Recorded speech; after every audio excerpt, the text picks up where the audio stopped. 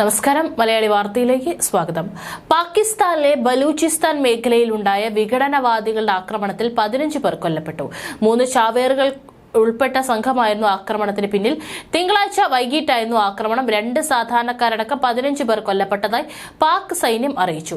3 ചാവേറുകൾ ഉൾപ്പെടെ 9 വിഘടനവാദികൾ കൊല്ലപ്പെട്ടതായും സൈന്യം വ്യക്തമാക്കി. ബലൂചിസ്ഥാനിലെ വിഘടനവാദി സംഘങ്ങളിലൊന്നായ ബലൂച്ച് ലിബറേഷൻ ആർമി ആക്രമണത്തിന്റെ ഉത്തരവാദിത്തം ഏറ്റെടുത്തതായാണ് റിപ്പോർട്ടുകൾ. ഇമ്രാൻഖാനെ 10 വർഷം തടവിന് ശിക്ഷിച്ച് മണിക്കൂറുകൾക്ക് ശേഷം പാർട്ടി സംഘടിപ്പിച്ച റാലിക്കിടെയാണ് സ്ഫോടനമുണ്ടായത്. സംഭവത്തിൽ 7 പേർക്ക് പരിക്കേറ്റു. അതേസമയം സ്ഫോടനത്തിൽ 5 പേർക്ക് പരിക്കേറ്റതായി സിബിഐയിലെ ജില്ലാ ഹെഡ്ക്വാർട്ടേഴ്സ് ആശുപത്രി മെഡിക്കൽ സൂപ്രണ്ട് ഡോക്ടർ ബാബർ പാകിസ്ഥാനിലെ ഡോൺ പത്രങ്ങളോട് പറഞ്ഞു. പരിക്കേറ്റവരെ ആശുപത്രിയിൽ പ്രവേശിപ്പിച്ചതായും ഇവരിൽ ഭൂരിഭാഗം പേരുടെ നില ഗുരുതരമാണെന്നും മരണസംഖ്യ ഉയരാൻ സാധ്യതയുണ്ടെന്നും അധികൃതർ അറിയിച്ചു. പാർട്ടി പിന്തുണയുള്ള സ്ഥാനാർത്ഥി സദാം തരീൻ സംഘടിപ്പിച്ച തെരഞ്ഞെടുപ്പ് റാലിയിലാണ് സ്ഫോടനമുണ്ടായതെന്ന് PTI നേതാവ് സലാർ ഖാൻ കാക്കർ പറഞ്ഞു. ഹൃദയഭേദകമായ ഈ സംഭവത്തെ ഞങ്ങൾ ശക്തമായി അപലപിക്കുന്നു. PTI പ്രവർത്തകർക്ക് പകരം തീവ്രവാദികൾ അടിച്ചമർത്തുന്നതിൽ ശ്രദ്ധ ചെലുത്തണമെന്ന് കാക്കർ കൂട്ടിച്ചേർത്തു. ഫെബ്രുവരി 8-ന് പൊതു തെരഞ്ഞെടുപ്പ് നടക്കാനിരിക്കെയാണ് സ്ഫോടനമുണ്ടായത്.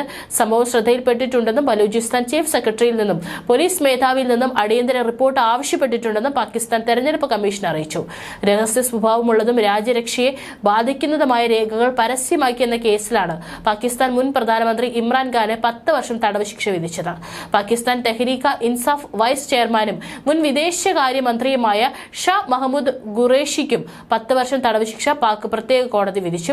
അടുത്ത മാസം 8-ന് പാകിസ്ഥാനിൽ പൊതു തെരഞ്ഞെടുപ്പ് നടക്കാനിരിക്കെയാണ് പാകിസ്ഥാൻ തെഹ്രീക ഇൻസാഫ് അധ്യക്ഷൻ കൂടിയായ ഇമ്രാനെ തടവ് ശിക്ഷയ്ക്ക് വിധിച്ചത്. നയതന്ത്ര രേഖയുമായി ബന്ധപ്പെട്ടതാണ് സൈഫർ കേസ്. അത് ഖാന്റെ കൈവശം നിന്ന് കാണാതായതായാണ് റിപ്പോർട്ട്. തന്നെ പ്രധാനമന്ത്രിയുടെ ഓഫീസിൽ നിന്നും പുറത്താക്കാനുള്ള ഗൂഢാലോചനയാണ് സൈഫർ ചൂണ്ടിക്കാണിച്ചതെന്നും കഴിഞ്ഞ വർഷം തനിക്കെതിരായ അവിശ്വാസ പ്രമേയത്തിന് പിന്നാലെ ഖാൻ ആവർത്തിച്ച് പറഞ്ഞിരുന്നു. കേസിൽ ഖാനും ഖുറേഷിക്കുമെതിരെ 10 സാക്ഷികൾ മൊഴി രേഖപ്പെടുത്താൻ എത്തിയിരുന്നു. പാകിസ്ഥാൻ ഫെഡറൽ ഇൻവെസ്റ്റിഗേഷൻ ഏജൻസിയാണ് ഇവരെ കൊണ്ടുവന്നത്. ഔദ്യോഗിക നയതന്ത്ര ആശയവിനിമയത്തിന്റെ വിശദാംശങ്ങൾ വെളിപ്പെടുത്തി രാജ്യത്തിന്റെ രഹസ്യ നിയമങ്ങൾ ലംഘിച്ചതിന് ഖാനും ഖുറേഷിക്കുമെതിരെ ഓഗസ്റ്റിലാണ് കേസ് രജിസ്റ്റർ ചെയ്തത്.